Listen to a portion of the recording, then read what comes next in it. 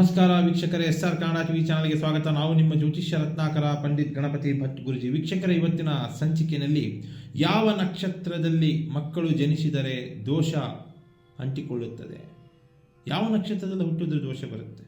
ಶಾಸ್ತ್ರಗಳ ಪ್ರಕಾರ ಕೆಲವೊಂದು ನಕ್ಷತ್ರಗಳಲ್ಲಿ ಜನನ ಆದರೆ, 27 ನಕ್ಷತ್ರಗಳಲ್ಲಿ ಕೆಲವೊಂದು ನಕ್ಷತ್ರಗಳಲ್ಲಿ ಜನನ ಆದರೆ ಹುಟ್ಟಿದ ಮಗುವಿಗೆ ಮತ್ತು ಮಗುವಿನ ತಂದೆ ತಾಯಿಗೆ ಹಾಗೂ ಸೋದರ ಮಾವನಿಗೆ ದೋಷ ಬರುತ್ತದೆ. ಆ ದೋಷದಿಂದ ಹಣಕಾಸು, ಕೆಲಸ ಕಾರ್ಯ, ವಿಶೇಷವಾಗಿ ಆರೋಗ್ಯ, ವ್ಯಾಪಾರ ನಷ್ಟ ಆಗ್ಬೋದು, ಅಷ್ಟ ದರಿದ್ರ ಕೂಡ ಅಂಟ್ಕೋಬೋದು. ಹಾಗಂದಮೇಲೆ ಆ ನಕ್ಷತ್ರಗಳು ಯಾವುವು, ಅದಕ್ಕೆ ಎಂತಹ ಪರಿಹಾರ ತಗೋಬೇಕು, ಇವತ್ತಿನ ಸಂಚಿಕೆಯಲ್ಲಿ ತಿಳಿದುಕೊಳ್ಳೋಣ.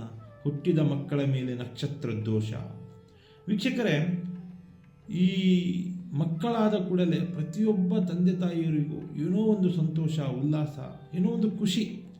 ವರ್ಷಾನುಗಟ್ಟಲೆಯಿಂದ ಮಕ್ಕಳಿಲ್ಲದೆ ನರಳುತ್ತಾ ಇರೋರಿಗೂ ಆಗಿರ್ಬೋದು, ಅಥವಾ ಮದುವೆ ಆದಂಥ ಹೊಸದರಲ್ಲಿ ಬೇಗನೆ ಸಂತಾನ ಪ್ರಾಪ್ತಿ ಕೂಡಿರುವಂತಹ ವ್ಯಕ್ತಿಗಳು ಬಹಳ ಸಂತೋಷ, ಅವರು ಕನಸೆಲ್ಲ ನನಸಾಯಿತು ಅಂತ ಖುಷಿ ಪಡ್ತಾ ಇರ್ತಾರೆ.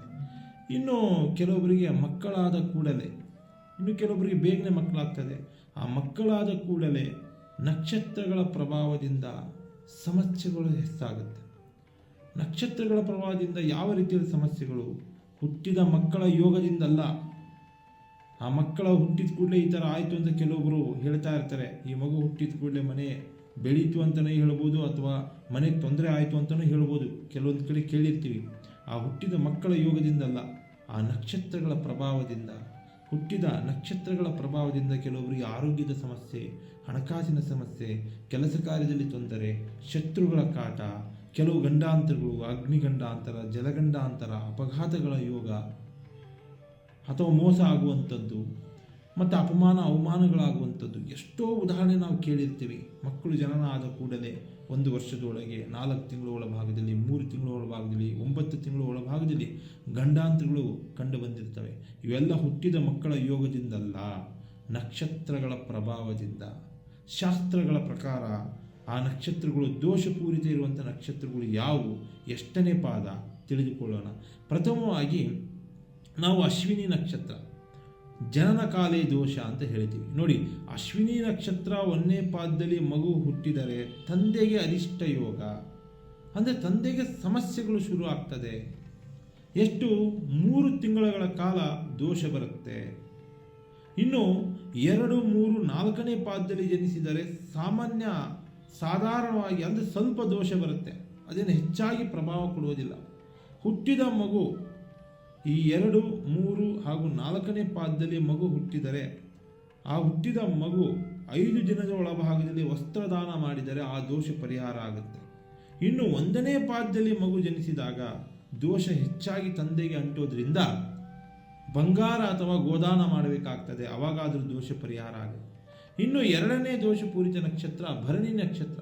ಭರಣಿ ನಕ್ಷತ್ರದ 3ನೇ ಪಾದದಲ್ಲಿ ಮಗು ಜನಿಸಿದರೆ ಆರೋಗ್ಯ ಬಾಧೆ, ಹುಟ್ಟಿದ ಮಗುವಿಗೆ ಕಾಡಾಟ ಶುರು ಆಗುತ್ತೆ, ಆ ಮಗುವಿಗೆ ಆರೋಗ್ಯದಲ್ಲಿ ಸಮಸ್ಯೆಗಳಾಗ್ತದೆ.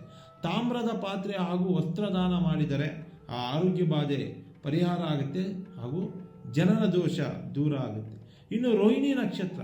ರೋಹಿಣಿ ನಕ್ಷತ್ರದ 1ನೇ ಪಾದದಲ್ಲಿ ಮಗು ಜನಿಸಿದರೆ ಸೋದರ ಮಾವನಿಗೆ ಅರಿಷ್ಟ ಯೋಗ, ಗಂಡಾಂತರಗಳ ಪ್ರಯೋಗ ಆಗ್ತದೆ. ಸೋದರ ಮಾವನಿಗೆ ಧನ ನಷ್ಟ ಆಗ್ಬೋದು, ವ್ಯಾಪಾರ ನಷ್ಟ ಆಗ್ಬೋದು, ಆರೋಗ್ಯ ನಷ್ಟ ಕೂಡ ಆಗ್ಬೋದು ರೋಹಿಣಿ ನಕ್ಷತ್ರ 1ನೇ ಪಾದದಲ್ಲಿ ಹುಟ್ಟಿದಾಗ. ಹಾಗೆಯೇ 2, 3ನೇ ಪಾದದಲ್ಲಿ ಜನಿಸಿದರೆ ತಂದೆ ತಾಯಿಯರಿಗೆ ಧನ ನಷ್ಟ ಆಗುತ್ತೆ.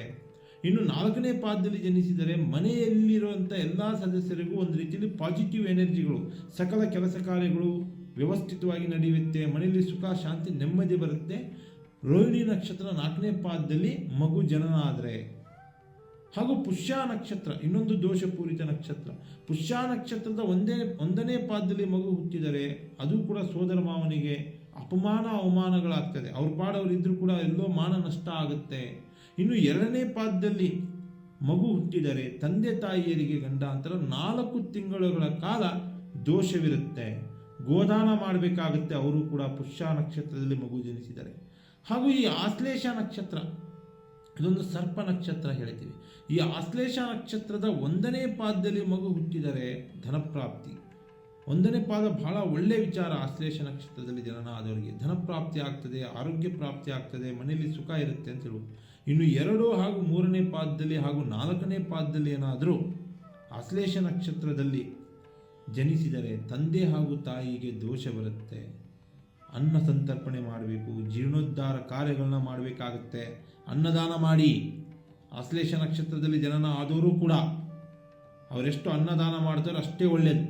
ಹಾಗೆಯೇ ಆಶ್ಲೇಷ ನಕ್ಷತ್ರದ ಅಂತ್ಯದ ಕಾಲ ಬರ್ತದೆ, 4ನೇ ಪಾದದ ಕಡೆ ಹಂತ ಹಾಗೂ ಮಗ ನಕ್ಷತ್ರದ ಆರಂಭದ ಕಾಲದಲ್ಲಿ, ಅದು ಮಿಡ್ಲಲ್ಲಿ. ಆಶ್ಲೇಷ ಹಾಗೂ ಮಗ ನಕ್ಷತ್ರದ ಮಿಡ್ಲಲ್ಲಿ ಏನಾದರೂ ಮಗು ಜನಿಸಿದರೆ ಮಹಾದೋಷ, ಕುಟುಂಬಕ್ಕೆ ದೋಷ ಅಂಟ್ಕೊಳ್ಳುತ್ತೆ. ವಿಶೇಷವಾಗಿ ನವಗ್ರಹ ಶಾಂತಿ ಮಾಡಬೇಕು, ಪ್ರಸವ ಶಾಂತಿ ಮಾಡಿಸಬೇಕು. 9 ತಿಂಗಳ ಕಾಲ ದೋಷ ಇರುತ್ತದೆ. ಇನ್ನೂ ಕೆಲವೊಂದು ನಕ್ಷತ್ರಗಳಿದ್ದಾವೆ, ಮುಂದಿನ ಸಂಚಿಕೆಯಲ್ಲಿ ತಿಳಿಸ್ಕೊಡ್ತಾ ಹೋಗ್ತೇನೆ. ನೀವೇನಾದರೂ ಅಥವಾ ನಿಮ್ಮ ಮನೆಯಲ್ಲೇನಾದರೂ ಮಕ್ಕಳು ಈ ನಕ್ಷತ್ರಗಳಲ್ಲಿ ಜನನ ಆಗಿದ್ದರೆ ಆದಷ್ಟು ಬೇಗ ಆ ನಕ್ಷತ್ರ ದೋಷ ಪರಿಹಾರ ಮಾಡಿ. ನೀವೇನಾದರೂ ಮರ್ತಿದ್ದರೆ ಇವತ್ತು ನಿಮಗೆ ಸಮಸ್ಯೆ ಇಲ್ಲ ಅಂದರೂ ಕೂಡ ಮಗು ಬೆಳವಣಿಗೆ ಮೇಲೆ ನಿಮಗೆ ಸಮಸ್ಯೆ ಆಗೇ ಆಗುತ್ತೆ. ದೇವಸ್ಥಾನಗಳಲ್ಲಿ ನಾ ಹೇಳಿದಂಗೆ ಗೋದಾನ, ವಸ್ತ್ರದಾನ, ಅನ್ನದಾನ ಹಾಗೂ ಪಂಚಲೋಹಗಳನ್ನ ದಾನ ಮಾಡಿಕೊಂಡು ನಿಮ್ಮ ಸಮಸ್ಯೆಗಳನ್ನ ನೀವು ಪರಿಹಾರ ಮಾಡ್ಕೋಬೋದು. ನಮಸ್ಕಾರ ವೀಕ್ಷಕರೇ, SR ಕನ್ನಡ TV ಚಾನಲನ್ನು ಸಬ್ಸ್ಕ್ರೈಬ್ ಮಾಡ್ಕೊಳ್ಳಿ. ಒಳ್ಳೊಳ್ಳೆ ವೀಡಿಯೋಸ್ಗಳನ್ನ ಬಿಡ್ತಾ ಇರ್ತೀವಿ. ರಾಶಿ ನಕ್ಷತ್ರಗಳ ಬಗ್ಗೆ, ತಂತ್ರ ಮಂತ್ರಗಳ ಬಗ್ಗೆ ವಿಶೇಷ ಪರಿಹಾರ ತಿಳಿಸ್ತಾ ಇರ್ತೀವಿ. ಸ್ಕ್ರೀನ್ ಮೇಲೆ ನಂಬರ್ ಹೋಗ್ತಾ ಇರ್ತದೆ, ಕಾಲ್ ಮಾಡಿ, ವಿಮರ್ಶೆ ಮಾಡಿ, ಚರ್ಚೆ ಮಾಡಿ ನಿಮ್ಮ ಸಮಸ್ಯೆಗೆ ಪರಿಹಾರ ಕೊಡ್ತೀವಿ ವೀಕ್ಷಕರೇ. ಸರ್ವೇ ಜನೋ ಸುಖಿನೋ ಭವಂತು.